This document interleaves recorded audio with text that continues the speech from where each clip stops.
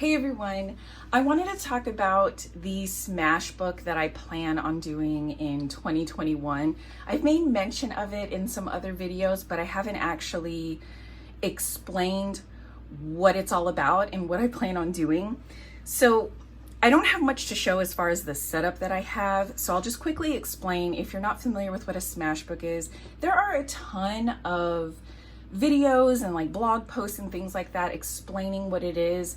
But it's basically, to me, a very simplistic form of scrapbooking. And in my case, it'll be for memory keeping.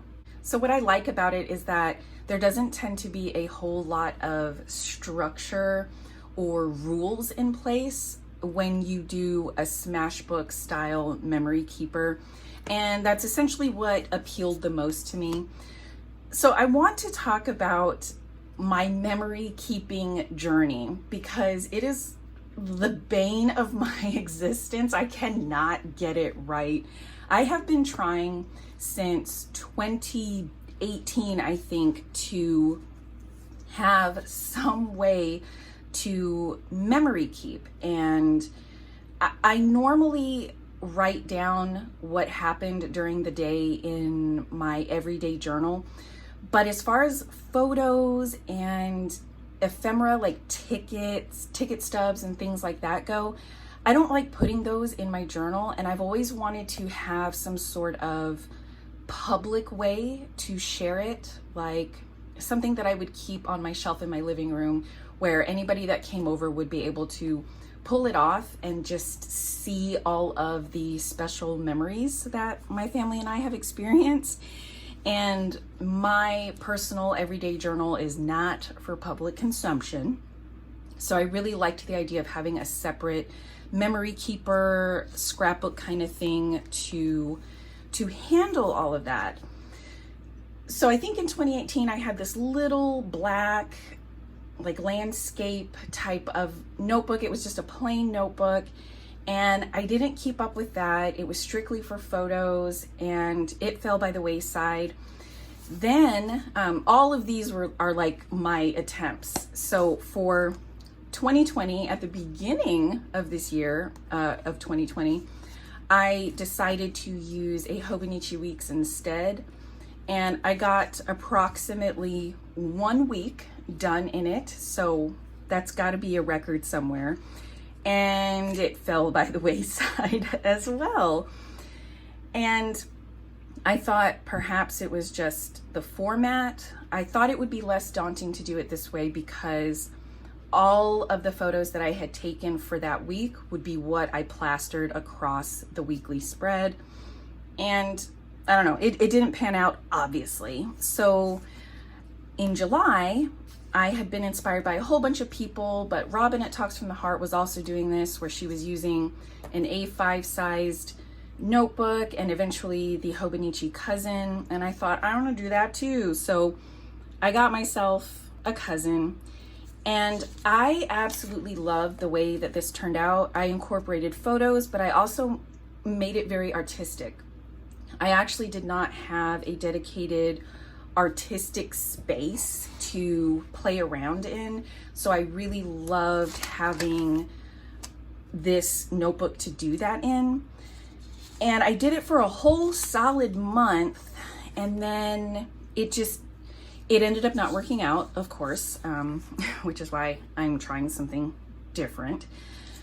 And the reason this didn't work out is because of the dated pages.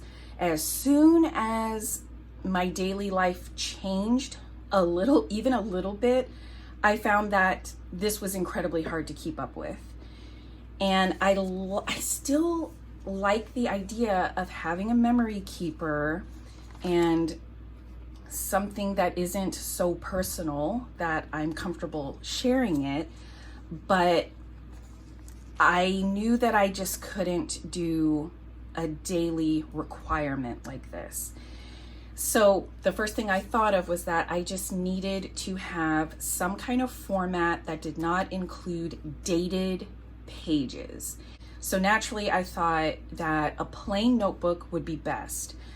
I did decide that I loved the A5 size because it was so easy to put in cards like this. Like if I get greeting cards in the mail, I love being able to stick them in here and I don't have to cut down anything or resize anything. I can put it all in here because I want this to hold all of the memories. So I knew I wanted to go with the A5 size, and I knew I wanted to go undated so that I didn't have the pressure of keeping up with that on a daily basis. And also I wanted to have undated pages or just a blank notebook because some days I didn't have photos or anything. I mean, that's just normal. You could go days and days without having a photo to put down for that day, and then you can run into a holiday or a birthday or something and have 4 pages worth of photos that you could put down. So I wanted the freedom of a blank notebook so that I could use as much or as little pages as I needed, or I could just skip days altogether. So I like the blank notebook because I can use however much of it that I want to. All right, so as beautiful as this is, I also gave myself the freedom to not have to be so artistic in it, to use colors and things like that. And that is how I ended up with this guy.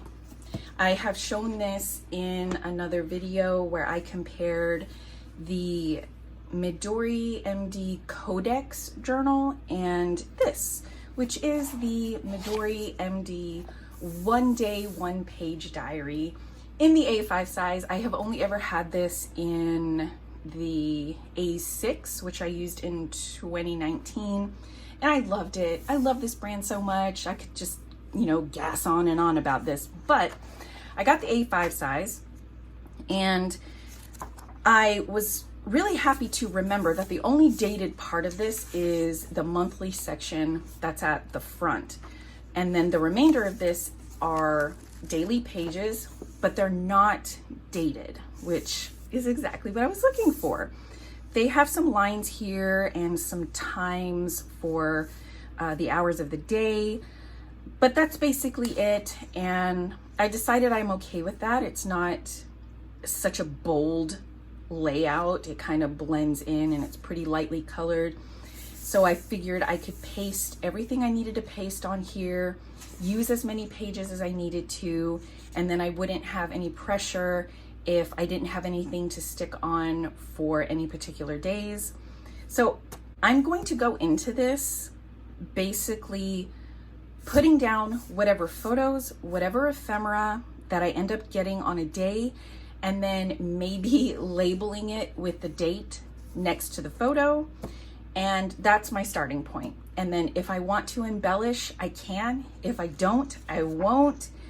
And I think I'm going to start this in January of 2021. I was thinking about starting this in December, but I don't know. December is going to be pretty photo heavy. And, I'm going to have 2 Decembers in here. So I'm not sure. I'm thinking I'm just going to pull the reins and be patient and wait till January to start using this. And I realize this is going to get super chunky because I'm mainly going to be, pasting in things in here. But as far as photos go, I tend to print them from my printer I have an inkjet printer. I print on regular copy paper, super thin, and I glue in photos. Like that's what I did in my Hobonichi cousin. And I'm gonna do the same thing here to help alleviate some bulk, but I'm actually kind of looking forward to seeing this bulk up. And I would love, if this works out, I would love to have one every single year. Okay, this is the idealistic part of my brain. We've all got it. But I would love for every year to have one of these totally full and lined up on a shelf with all of their bulky glory. So we'll see. Obviously I'm not giving up. I still am trying to find a proper format for this type of journaling, and I'm hoping the very freeing smash book style is what's going to pan out for me in the end. So I do have this cover. I made this, I get an idea in my head and I just pull out some leather and make it. This is the Glazed Harness leather. Why have I already forgotten what it is? But it's the natural color from, it's made by Wicked and Craig, and I bought it from Rocky Mountain Leather Supply. It will all be linked below.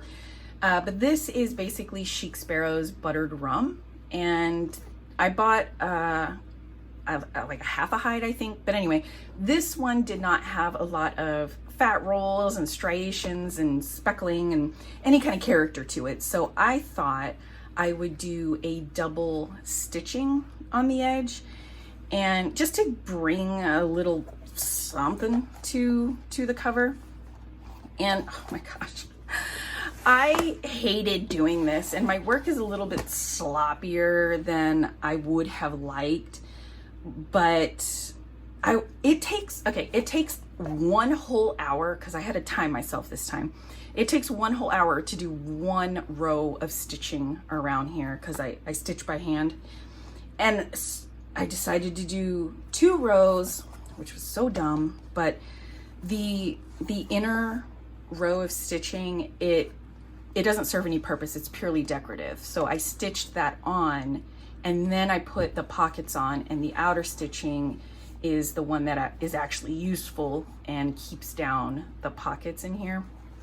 I made this very, very spacious because, well, this book is extra large because it has this extra lip all around the edge anyway from this cover, but because it's going to bulk as well, and I don't know if I want to do tabs on the sides and tabs at the top as well, I just wanted to leave room for that. And then I wanted extra space because I wanted this to be able to slide in and out with ease as I open and close this, and it definitely does.